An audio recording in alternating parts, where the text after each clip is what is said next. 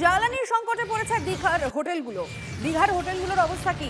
একদিকে 1 লাফে বেড়েছে গ্যাসের দাম, আর অন্যদিকে টাকা দিয়েও মিলছে না জ্বালানি। এমন যদি চলতে থাকে ঝাঁপ পড়বে সমুদ্র সৈকতের হোটেলগুলো।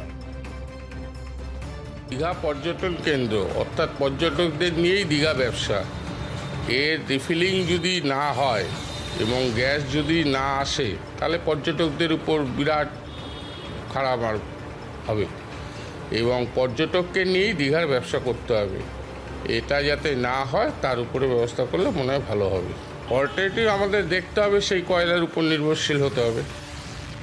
আমরা যখন তুলতাম 1730 টাকা, বর্তমান হয়ে গেছে 1985 টাকা পার সিলিন্ডার হয়ে গেছে।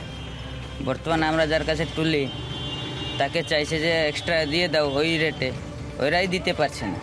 বর্তমানে আগে পাওয়া যাবে কি না ওই গ্যারেন্টি নেই, না পাওয়া গেলে বন্ধ হয়ে যাবে আর কি, চুলা পণ্যই সব বন্ধ হয়ে যাবে, খাওয়া দাওয়া সব বন্ধ।